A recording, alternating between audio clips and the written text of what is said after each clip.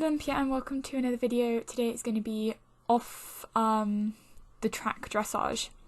So we're basically doing dressage but not in an arena, which is pretty cool. And this is actually voiceover because I'm not actually recording my voice whilst I'm doing it. If you enjoyed this video, please like and subscribe and share it with anybody that you think might like it. And yeah.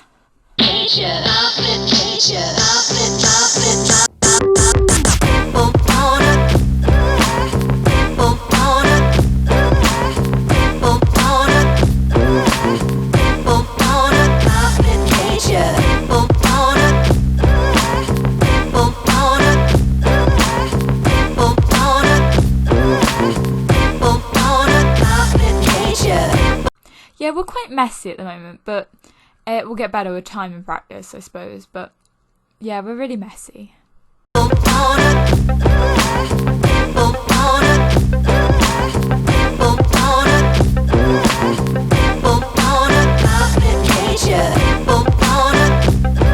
Oh, and also going past all the plants was like really torturous because I kept looking at it like, I really want to go get the plant, but I can't. Because I like to just collect plants whenever I see them. And that was really hard for me just to self-control and not get the plant.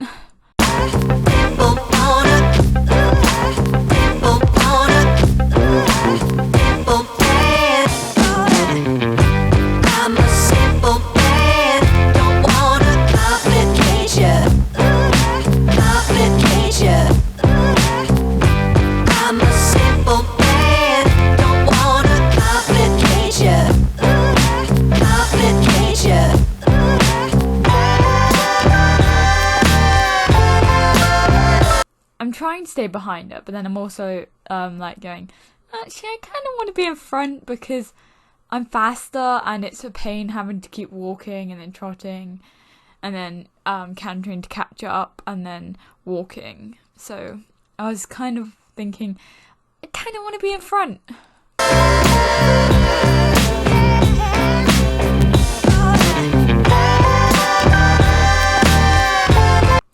Also, because I was trying to keep nose to tail at all times, it was really difficult to look at the chat and keep nose to tail, so I keep missing a lot of the cues, which doesn't help.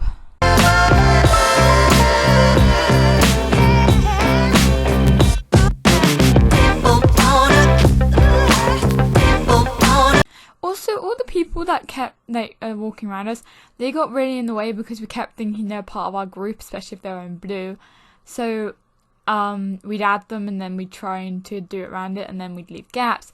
So it was really hard. So if you just see a dressage club doing what we're doing and like going out and about and doing dressage on the roads, just leave them alone. You can watch, but watch from a different distance because it makes it really hard to see who's in front, if you're nose to tail, if you're doing the right move in the right order at the right time.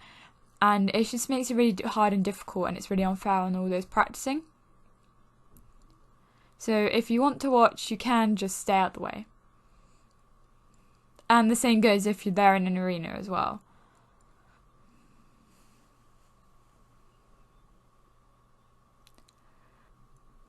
This was the point where I was like, you know what? I'm going to go in front of her. And I'm going to stay in front of her no matter what. Because before I was going in front of her and then letting her back in. But now it's kind of like, well, no, I'm going to stay where I am, right behind Carla. And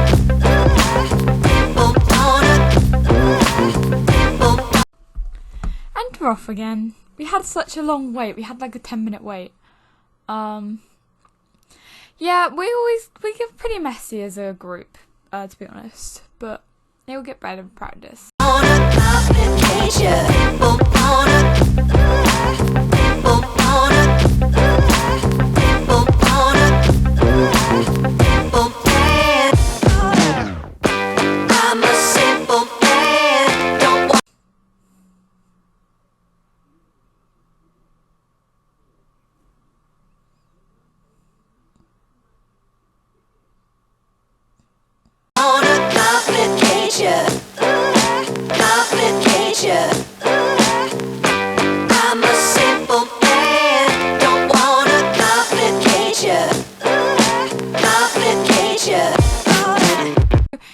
my horse's magical coat.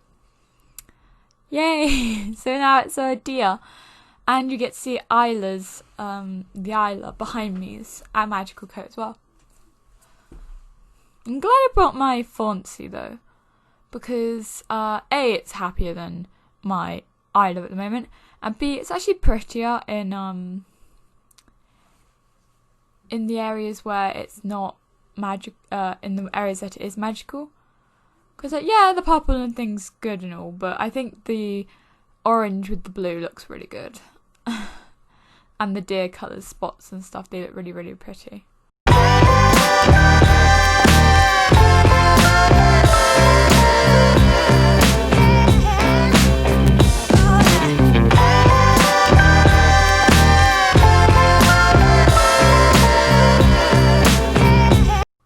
You know, I've always wondered, like, how much of a line is left after everybody's ignored, everybody in the group. Like, if you're following around someone in a dressage line, and then they start ignoring you, the line disappears. So I wonder how much of the line people could actually see at the end of it. Like, if it was just, like, 2 people, or if it was a load of people, and I was one of the only ones that ignored them, or if there was loads of people that ignored them. Oh yeah, someone ran into a tree, so we all got, like, a block up. What's it called? Like a hold up.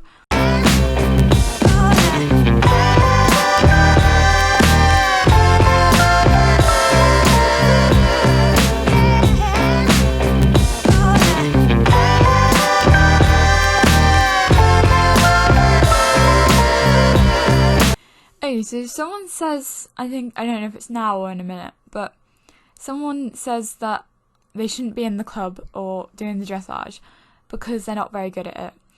But then again, you have to start somewhere, and if you don't think you're very good at dressage, you can practice and you can learn.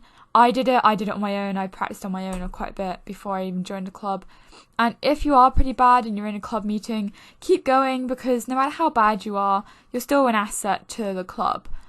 And also, if you practice, you will get better, because when I started my piano practice, I was not very good.